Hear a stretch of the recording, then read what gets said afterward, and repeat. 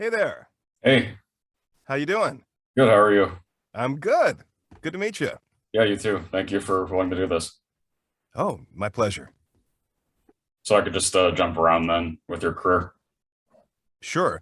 I just want to let you know, my kids will be coming home from school in about 10 or 15 minutes. I asked them not to interrupt, but we'll see what happens. Okay. Well, the first thing I can start with, can you talk about the soap opera and film work that you did before voiceover? Oh, yeah. So I actually at this point forget exactly which soap operas, but basically I didn't have like a recurring role.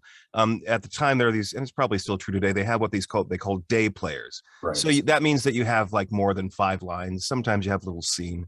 So that was fun to do. And I was getting that kind of stuff right after I graduated from Rutgers. And the independent film work, I I again I just had sort of supporting roles. Well, no, actually that's not true. I had a leading role in one of them, but they were, I don't think, anything that anybody would care to see me in. No offense to anybody involved in those productions. Yeah. Was there ever any aspiration for you to go back to California? Oh, this is a misunderstanding from what's available online. I didn't grow up in California. I think they mixed part of me with Mark DeRazon. I've been to California a couple of times, so it seems very nice, but I wasn't born there. Yeah. Is there a special story of how you got into SAG as well? It's it's a common thing. After you do a certain amount of jobs, then you're expected to make that commitment. So you asked about the film stuff and the soap opera stuff, so it probably happened because of that. Okay. Yeah. I know that Tony Salerno got you into anime. In a sense, yes. So he and I went to Rutgers together, and pardon me for cracking a soda there. He and I went to Rutgers together, and he ended up doing dubbing work for Central Park Media. And he asked, "Hey, do you want to come in and do some of these voices for animation?" And originally I was like, I don't think so. But then he's like, "It's $50 an hour." I'm like, okay. And it was really fun. And yeah, and that studio that was doing the work for Central Park Media, Taj Productions, which no longer exists, they were also doing the Pokemon stuff, and that's how those two worlds crossed over for me. So Okay. yeah, I also owe a lot to Tom Wayland Yep. because he was casting me a lot in those things. So Was one of your first big character parts Mikage? yeah, and when anytime you're doing a role that takes you all the way through, right, that as an actor, that's a different experience than a supporting character, or a character who just has a few lines, right? So sure, that was informative. Yeah, I don't think that was really a project that was that came out the way that people had intended. I don't think that I was supposed to do both roles, but yeah. And basically I was just like, okay, Batman and Joker. Yeah. And I guess it kind of ties into that. What do you think with anime as the darkest headspace you've had to go for a character? So with Giant Robo and portraying Genya, that this is a role that you have to there are some roles where you can sort of play at the character, as it were, but with other roles you really have to go there, right? So for example, as a performer, you always want to be authentic, you always want to commit to the moments, right? But there's a big difference between going Kiko, and having like a Pokemon with an intention repeating their voice, compared to Genya, who's going really driving himself insane, pursuing what was a noble goal, right? So that's a much more interesting character. And that was, and to try to live up to those moments, yeah, that's probably one of the hardest ones. Do you think you also have a personal preference for working on more dramatic series? Oh, um, I think very often actors feel like the dramatic stuff is where they get to really delve into something that's meaningful, and I feel that way too. But I don't want to underestimate the value of the more wacky stuff, the humor stuff. There is a lot to be said for that as well. But if I had to choose between the two, I guess I would probably skew more toward the dramatic. Okay. Well, I know this is a pretty comedic series that was early on to Maze. I'm sorry, repeat that. Maze. Oh yes, yes, yeah. Well, and you always want to have fun, Yeah. as a performer. Yeah. You know, so if you're not having fun, the audience won't either. Mm-hmm. What do you remember about a ping pong club? That was really fun. I was so astounded by Carter Cathcart's contribution to that show, and Tony got to do voices in that as well, and it was really unusual. And I think that show is unique in its own right, and so in that sense, it's unusual in a good way. Mm-hmm. But it was certainly different than things that had crossed our plate before. And I think discovering the unique and quirky properties of that show was really delightful. And certainly as the volumes went on, people take greater possession over their characters and their understanding of what kind of story they're in. Very often we don't have the benefit of really understanding what the whole story is when we're coming in. Of course, you learn as you go. And it's nice to have something like Ping Pong Club that has, several volumes, and then you get a chance to really take ownership over that stuff. Mm-hmm. But yeah, that was really, really fun. Yeah. And talking about people, everyone else that I've talked to in the New York VO community has like a story about their relationship with Mike Sinner-Nicholas. Do you have like a Mike Sinner-Nicholas is a great guy, and he actually gave me my first opportunity to direct the dubbing sessions, which I did for Samurai Deeper Kyo, which I was also cast in. Right. But in that series, I was directing. I didn't do the first volume, but the subsequent ones I did, and I also did the adaptation, I think, throughout, or maybe after the first volume. But so that was great. And NYAV Post continues to be a studio that does really exemplary work. I only worked there for a couple of years or so. And Mike is such an exuberant guy, and he really cares about the work that he's creating. I've met only a few people who have such a fine attenuation to the properties of sound itself. I mean, he's not just a performer and a director. He knows how to mix the stuff, yeah. Right? And his technical expertise is really impressive. So those are my off the top of the head things to say about Mike Sinner-Nicholas. Okay. And talking about directing, if you're in a series that you're also directing part of, are you directing yourself? Yeah, and every take is awesome. Having a sense of objectivity and being able to look at your work is something that every actor needs to develop in a certain way, but especially nowadays with the voiceover stuff, because one of the things that is edited out of the budget most quickly is a director. And I think there's an underestimation for the value of a director, but that it becomes incumbent upon actors to learn how to self-direct. Now, of course, you're always going to benefit from having at least a decent director to work with. Mm-hmm. Having a bad director to work with is just an obstacle, obviously. But you have to be a pretty good director of yourself to know how to work around that, So, but yeah, it takes more time, and you have to learn the skill of when you're acting, and when you're directing, but don't try to direct yourself while you're acting, because it'll always suck. Yeah. Did you find it easier or more difficult to get a handle of the duality of Kyo opposed to Yugi? It's a great question. I don't know if I should be concerned that I get cast as psychically split characters,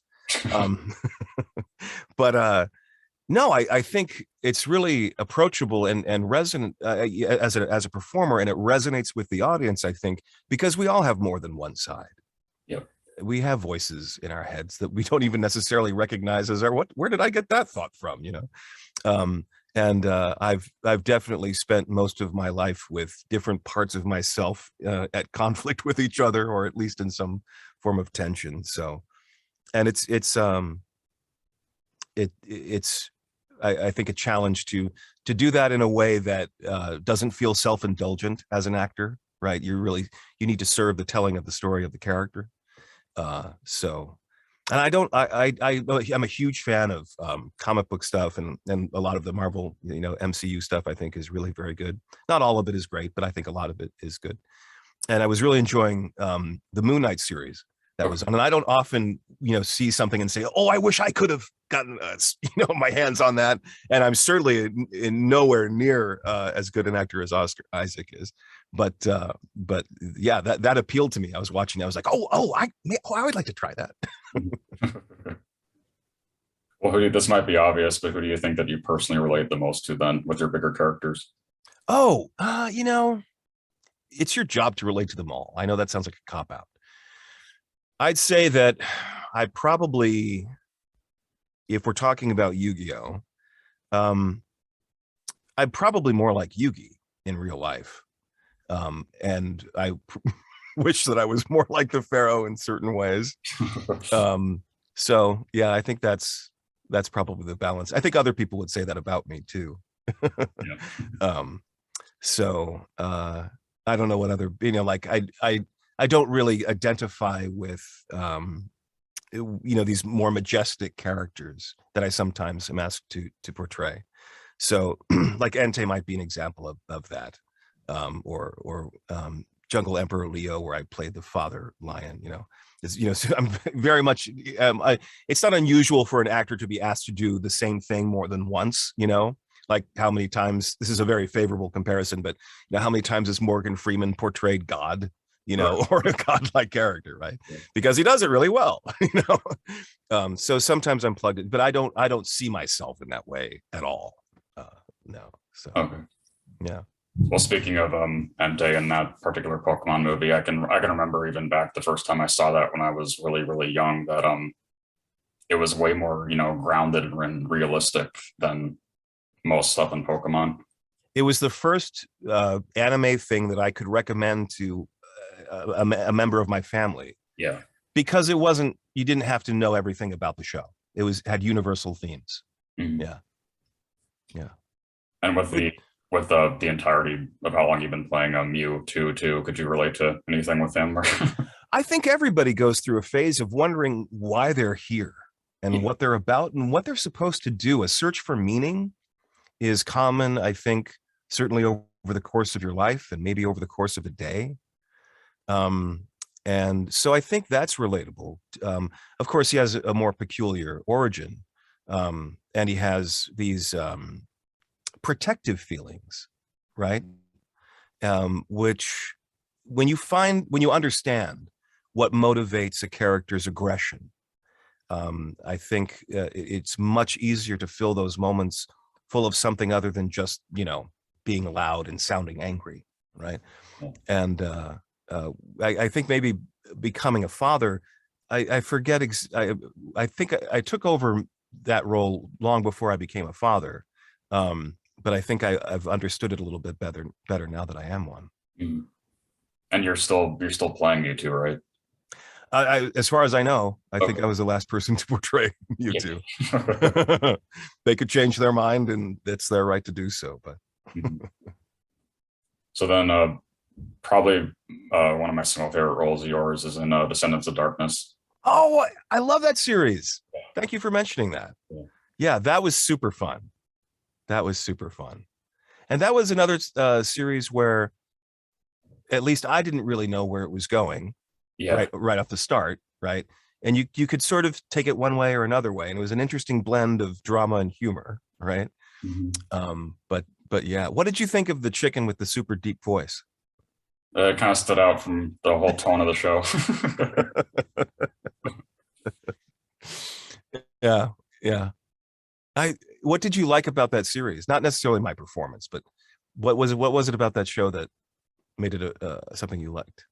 Well, at least speaking of the first time that I saw it, and even now I still enjoy it, but that was at least when it came out in the US, that was very ahead of its time in terms of boys love gay stuff, and I'm gay, and I didn't I know that if it wasn't for certain anime series, I wouldn't have felt as comfortable with finding that out. And Right. not just that too, but I also love horror as a genre. So there's Hmm. not that many series I can think of anime wise that blend those two together. So No, I think that's a pretty specific recipe. yeah, But yeah, but I'm so glad to hear that that was something that helped you understand who you are and where you're at. And, when we're recording these things, we have very little awareness of what they're going to mean to people. I mean, of course, we understand what the story is and what the roles are. Um, and truthfully, we probably only understand that for about, a month or so, and then it's going to fade. yeah. you know, for us, it's, a couple hours in a booth, but for the audience, it's a much different thing. But the the contribution, people look to entertainments for various reasons. Sometimes it's just comfort food, and sometimes it's inspiration, and those are all, those are equally valuable and relevant. For myself, going through my hardest times, I went to the music of Peter Gabriel, Oh, okay. and I'm a big Star Wars fan, and I mentioned the comic book stuff, and I love DC stuff. I'm not just a Marvel fan. um I love Image, and I I love them all. I love heavy metal. I love everything. Oh, Um, but the solace that you find in those things, whether it's a line of lyrics or a show, or I can put on Batman the animated series, and it's like a warm, cozy little blanket, and I just feel like everything's okay. And Kevin Conroy just came out. yep. Good for him. Yeah. Yeah, yeah. So I did when I was doing theater stuff, I did a production of Angels in America, and I portrayed Joe Pitt, and I was in my 20s, and I was watching. There's performances that we would do, for general audiences, but then special performances for high school Okay. students and that sort of a thing. And I thought to myself, while prepping for that show, if there's anything of value that I'm doing, pursuing this acting stuff, um, it's got to be that there's somebody in that audience, some young person, male or female, right? Or maybe I should even speak more generally about how we talk about gender, but that's struggling with this issue. I mean, the suicide rate, as I don't have to tell you, is disproportionately higher with people who are meant to feel like it's a problem being who they are. So knowing that, contributing in a positive way to those kinds of things is gratifying. Mhm. you know Well, no, I didn't see this one till I was a good amount older, but even more ahead of its time, Kizuna. Oh wait, what's the premise of Kizuna? I've That's done a lot of, which one is that? that's the one it's straight yaoi. It's you and Jamie McGonigal, or Oh yes, yeah. how could I forget Jamie? Yeah, yeah. And it's interesting that animation is such a different thing Right. from Japan, right? I mean, I'm a fan of animation, but I soon got tired of, like, everything has to be for kids and a musical. Really? Yeah. I mean, I like them when they're good, but yeah, like seeing Akira, Yeah. that was mind blowing. I Right. was like, I mean, and there were little hints of that, like Gatchaman, which was G-Force. Yeah. It was a little edgier than your standard American animation, and even though it was still very safe.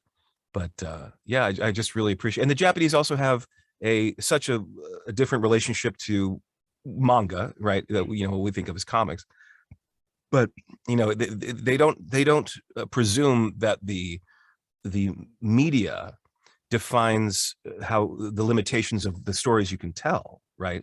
Cartoons aren't just for kids, and manga isn't just for kids either, which is cool. Do you are you comfortable listening to your own performances in anime? I think I generally am, just because of that having to direct yourself thing we were talking about before, just being able to stand back and be objective. And like everyone else, there was a time where I couldn't believe the voice that was being played back was my own, because that's not the way I sounded myself. I remember crying about that when I was a kid.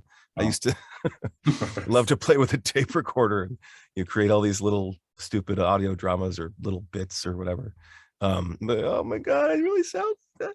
But yeah, I'm over all of that. And which is not to say that I listen back to everything I've done and I'm like, oh yeah, I killed it, but I'm also not like, oh, what did I do? Yeah. So somewhere in between. Well, more technical speaking, what do you think the cases where you've had to alter your voice the most significantly for something? Well, Yugi's got to be right up there. And I struggled with that. And I'm surprised sometimes when people who have watched the show and are fans of the show, like I'll make a convention appearance or something, and that's the moment that they realize that I did both voices, and I'm like, really? Isn't it obvious? Yeah. But so and I think the trick with that is it is a big adjustment. While you're trying to sound like you're not doing much of an affectation, to make it sound as natural as possible, or at least natural enough that it doesn't get in the way of experiencing the moment that the character is in. Right. But yeah, Yugi's one of them.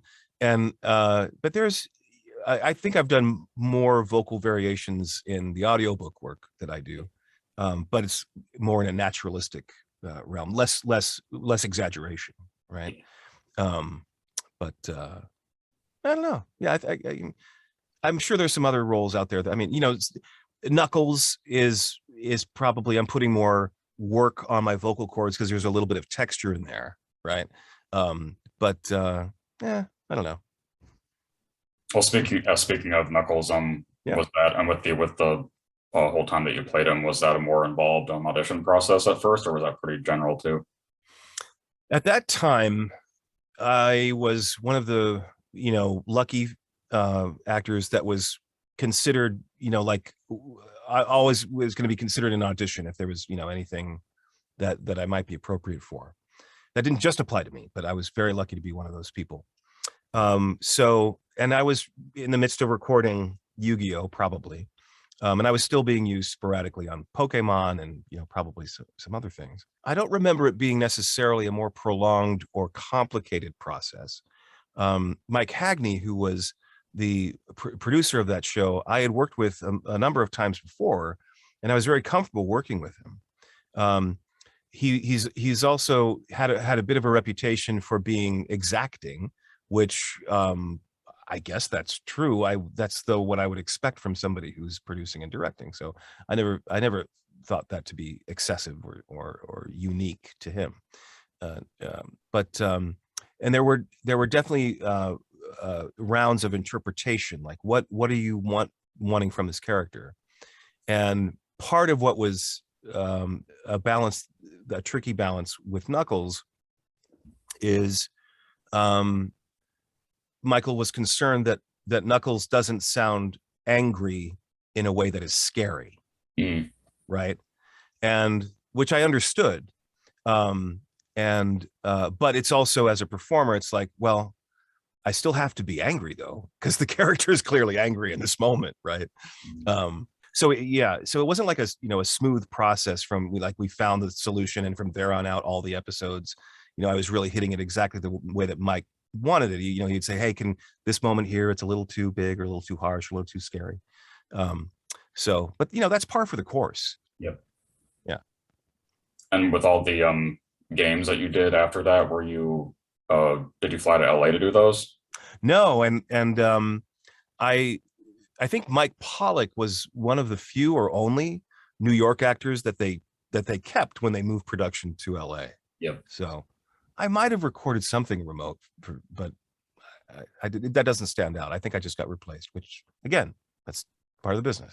Yep. Well, speaking of that, do you know why that happened, or? Oh, well, I shouldn't say that I know for sure.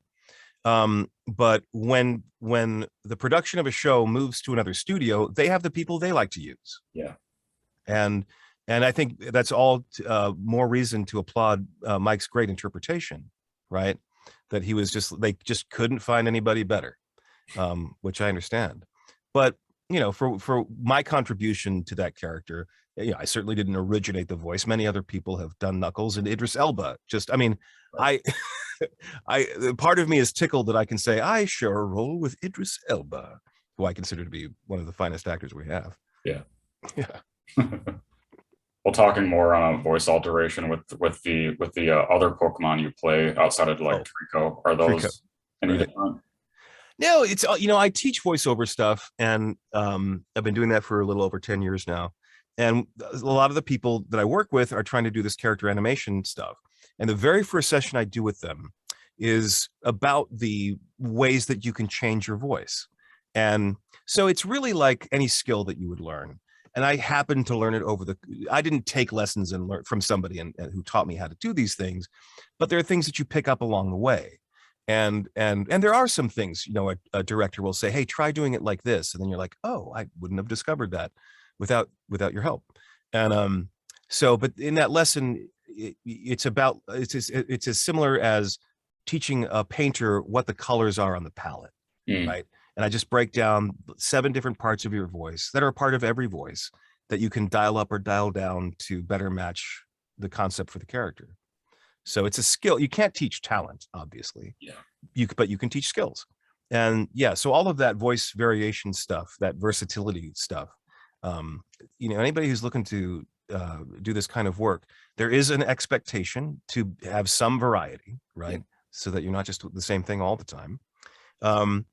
But also you don't have to. I just directed a demo right before this interview, and you don't have to be a chameleon, right? And anybody will tell you that the acting part of voice acting is the most important part. So yes, there is an expectation for versatility, but if you don't know how to act your way out of a paper bag, well, let's address that first. Do you also personally think that it's important for people to have either improv or theater experience to get into dubbing? I think improv for sure. Theater experience is probably helpful in the sense that you know how to fill a theater with your energy, right? There's lots of big stuff, particularly if you're looking at something like Dragon Ball Z or whatever. Now, I'm not saying that all those people have theater experience, and it's not a requirement, but I could see how that would be a helpful, reference point. Mm-hmm. And certainly when I was doing Atem the Pharaoh, I was definitely channeling a style of performance that would be considered theatrical, right? But that seemed to work because of the grandeur of the moments, right? Mm-hmm. If you underplay those moments, it doesn't really quite fit the feeling of the imagery and that sort of a thing. But acting in general, it's specific to its forms, but it's also essentially the same thing. So a lot of on-camera actors don't do well on stage, and vice versa, right? A lot of on-camera actors, they just, because everything with the camera, everything is, if you just think something on camera, the audience will receive it. That's not true on stage, right? Yep. And if you're playing to the back of the house and the camera or the mic is right there, you're too big. You're way too big. Dial it down, please. So they all have their own attenuation, right? But one of the best definitions of acting that's ever been created is Sanford Meisner's, and that's what I have a degree in from Rutgers. But his definition is acting is behaving truthfully under imaginary circumstances. Yep. And that applies to any style of performance you've seen. That's essentially what those actors are doing or supposed to be doing. Mm. Yeah. And going back to Descendants of Darkness, do you remember ever having to get into like a really dark headspace with him? Or well, sure, because you have to match the moment the character's in, right?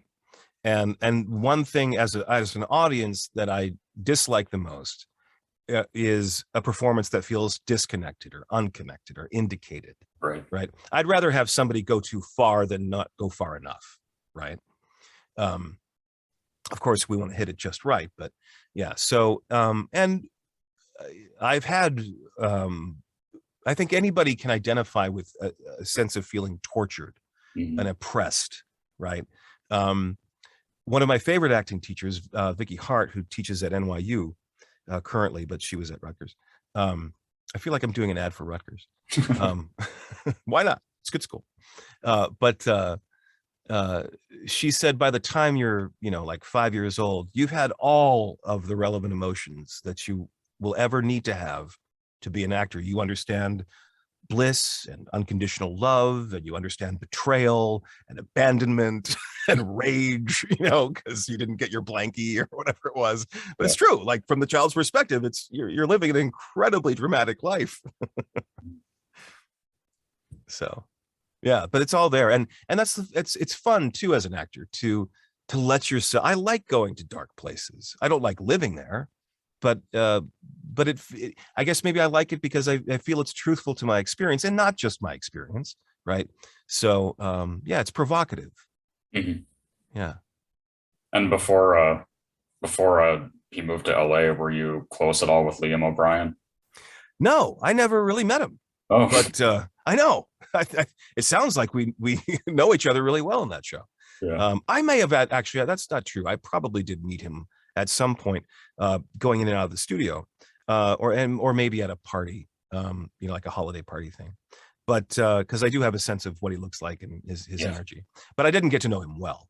Okay. But he seems like a great guy, and he's obviously been doing a lot of good stuff. So good for him.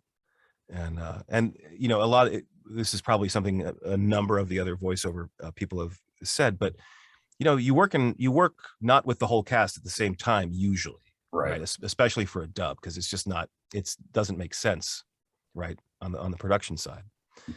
So if you do get to know other cast members, it's because of those chance encounters of scheduling where you may pass by each other in the hall or that sort of thing.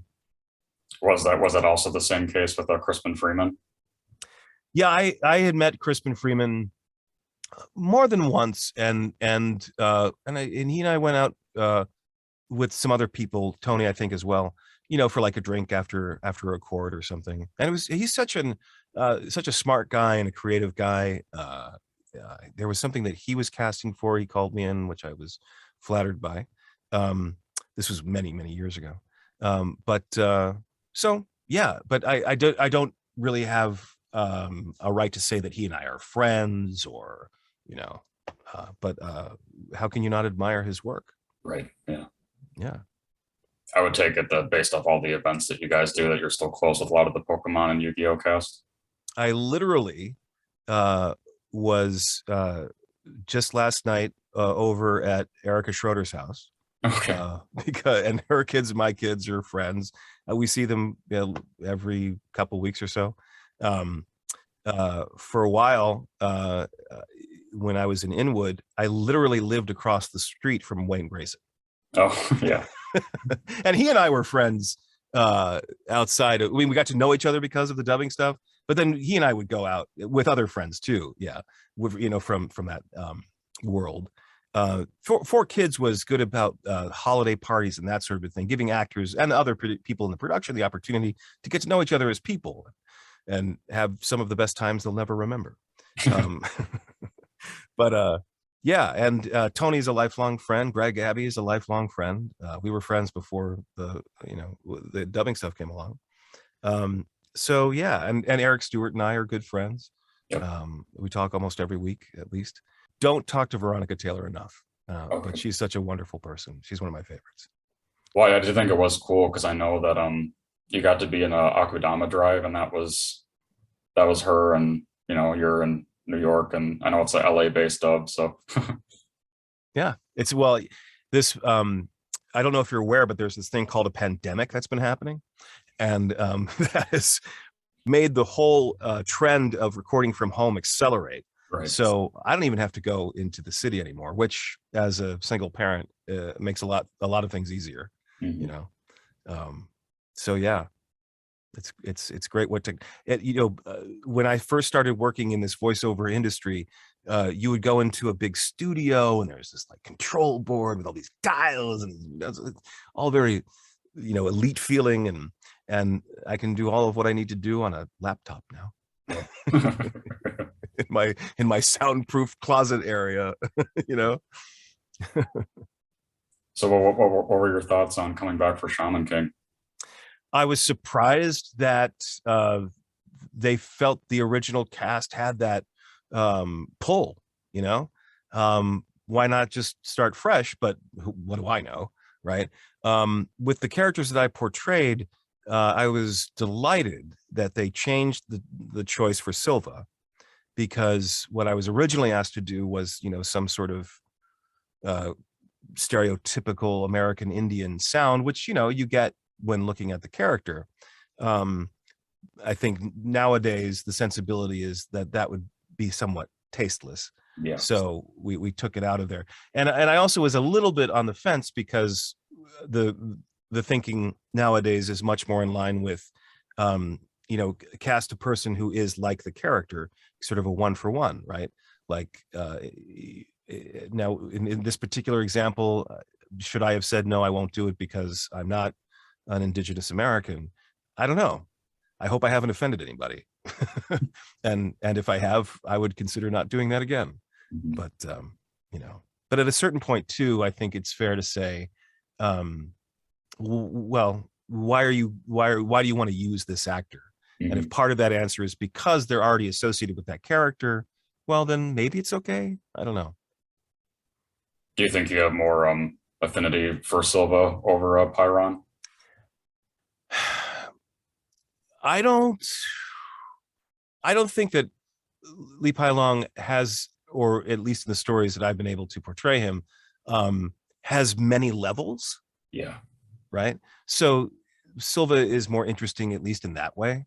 Mhm. Um, what, as an actor, I get a little concerned about is, well, here I am now doing something that really feels similar to the relationship to Yami and Yugi, in a sense. I mean, it would be very easy to, to say that, right? Mhm. Um, but I think Shaman King, like anything else, it's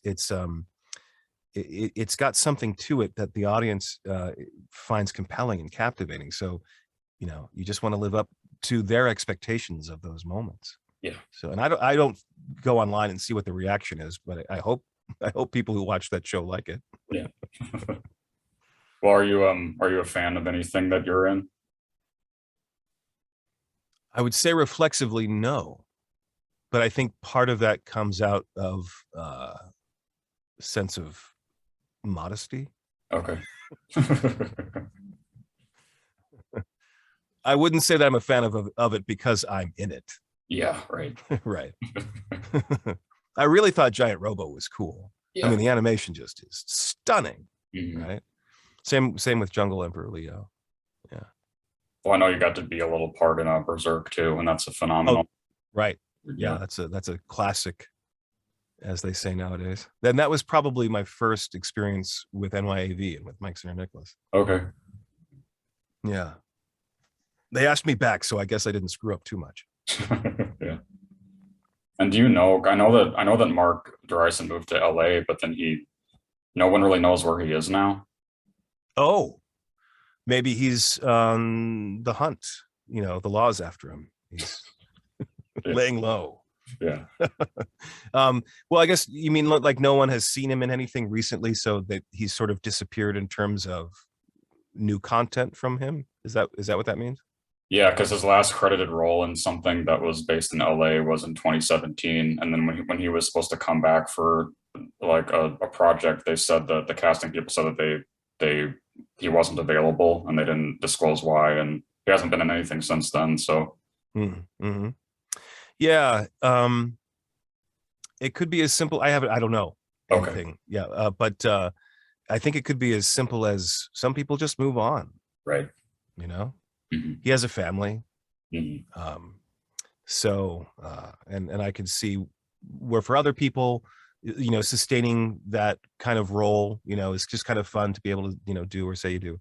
But I can also see why people just walk a different path. Yeah. I was surprised to learn that I had retired from voiceover acting because I hadn't recorded any anime in a while, and I'm like, I'm not retired.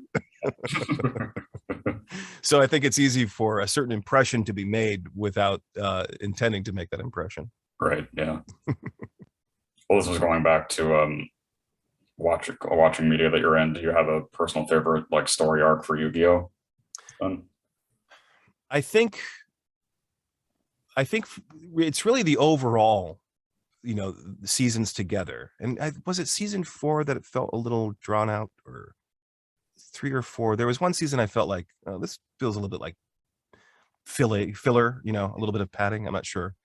Um, but what I admire so much about having being able to be a part of that series, what I'm so grateful for, is that it has a beginning and a middle and an end, and very few series have the guts to do that. You know, they want to keep perpetuating the story so they can perpetuate the fan base and all, which is totally understandable. I'm not saying that's a bad thing, but it is nice to have something that you can say is complete, something that is well written on those fundamental levels. Right? It's really going somewhere. It's really leading to something. And I thought that what it led to was right in that sweet spot of mythic storytelling, like classical hero's journey stuff, right? And a combination of Yugi becoming more than he was, as well as the Pharaoh gaining from Yugi vulnerabilities and an openness, and yeah, it was great in that sense. Yeah, and it's also kind of a nice way to refer to elements of letting go, of death and grief, and that sort of a thing is, I think at some point began to sanitize storytelling for younger people, to never introduce difficult thoughts.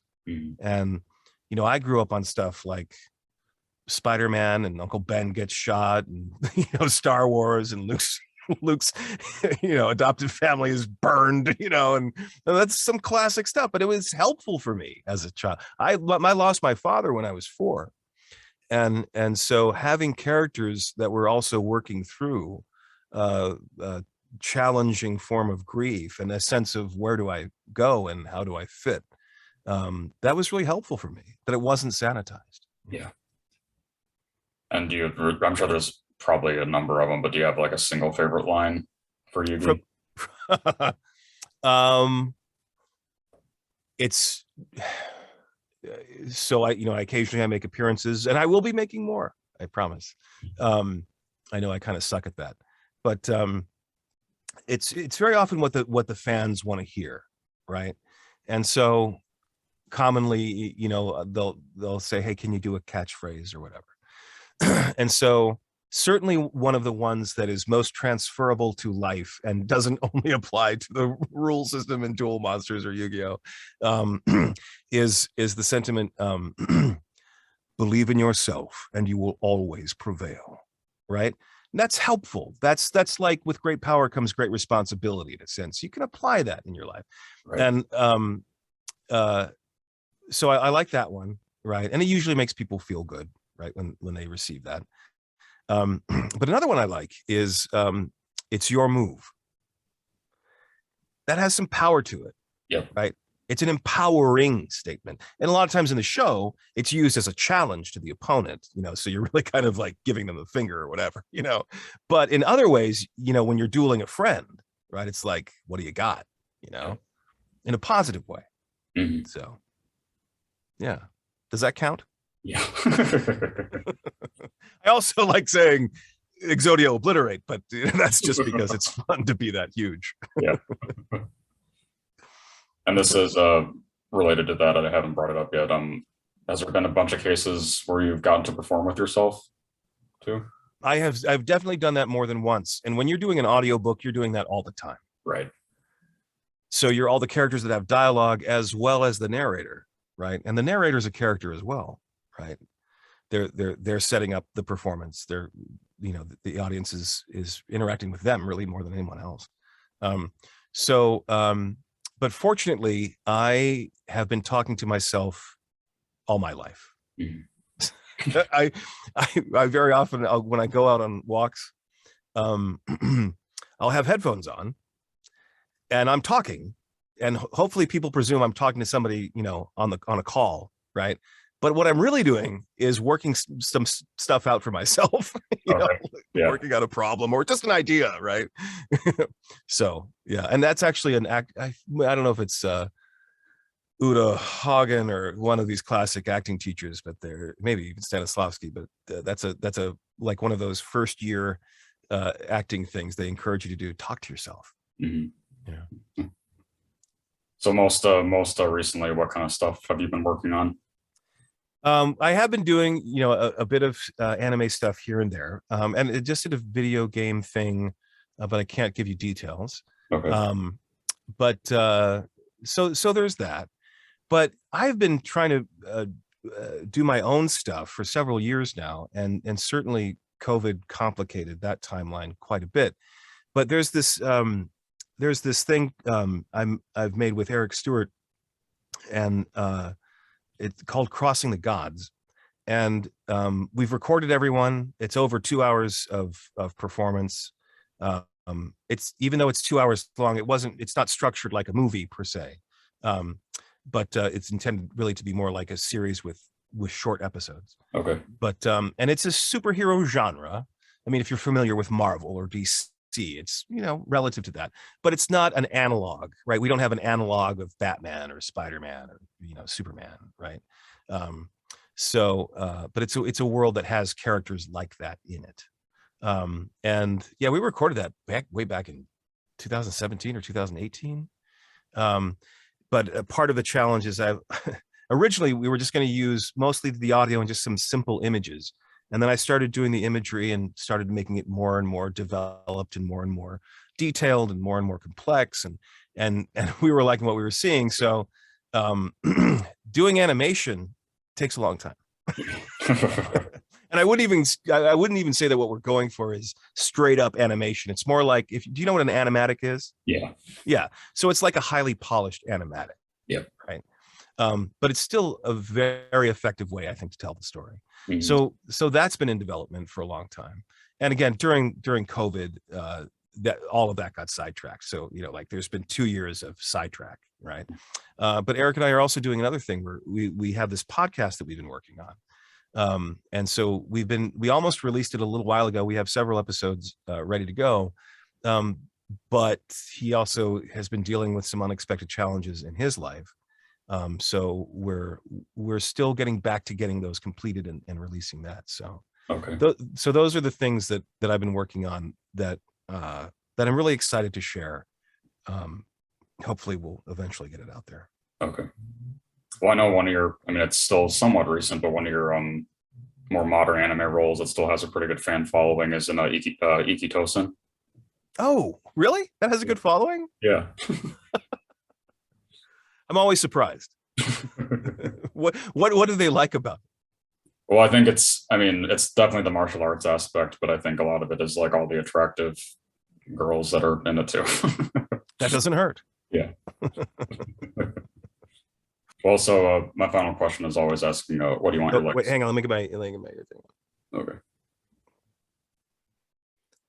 You're gonna be like, I have to edit so much crap out of this. No, it's fine. Okay, all set. My final question is always asking, what do you want your legacy to be? I hope that if I've created anything worthwhile in my work, that it is something that helps people appreciate the time that they have. And my true legacy, the one that matters most to me, of course, is my children. But I take this question to pertain to the work that I've done. I was communicating with a colleague of mine not long ago, and this was within sort of one of the heights of the pandemic, and grief was really unavoidable.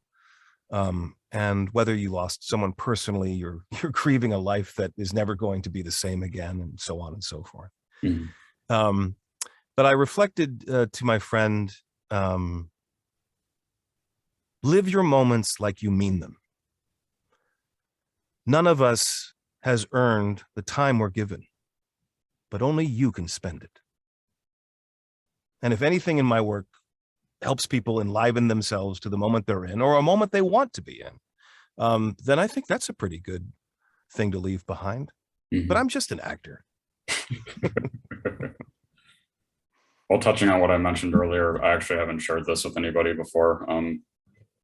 I just, it wasn't the Descendants wasn't the only series that I saw that was that helped me be comfortable with myself. But I just remember when I was in 7th grade and I was I guess I kind of made the mistake of just being really open about my sexuality at that age. And I can remember being suicidal. And I know that if I didn't, watch those performances like that you gave in that series and other similar yaoi series or anime that portrayed that, I know I wouldn't have been able to feel more comfortable. So just thank you for being part of that. Chris, that I'm getting a little choked up. That means a lot. Yeah. And I'm of course that's kind of you to share with me. But it's also important for you to understand that what you found in those shows may, have been in those shows to some degree, but you found something and you're the one who used it. Yeah. You got yourself through those moments. Yeah. So I'm proud of you. That sounds condescending, but you know what I mean. Yeah. Yeah. And I've had suicidal thoughts and feelings. I was 15 or so, and it had nothing to do with I'm just a plain old straight guy, so it wasn't that. But I had other problems, other issues. Mm-hmm. But and I think something that is helpful for maybe people in your audience is your vulnerabilities can feel so challenging, so defeating, but they are also the source of your greatest strength. Yeah. So part of it is like you living through that suicidal ideation is not uncommon. It is also one of the most treatable things for people out there who are listening. And usually those feelings don't last, right? It may seem like they'll never go away, but that's not true. Of course, it doesn't feel like that in the moment, right? But get help if you feel like you need help, and understand that you're probably stronger than you believe. And certainly when you're at your worst, don't take your own advice. So, but thank you, Chris. Thank you for sharing that with me. That means a lot. Yeah. And thank you for doing this. This was a total honor for me. Oh, well, my pleasure. I'm flattered that anybody cares about anything that I have to say. Yeah. And I know that I'm probably a really lousy person to, I don't put myself out there as much as other people do. So I appreciate this opportunity to connect with people who want to hear from me. Yeah. Have you ever been up to Minneapolis for a con?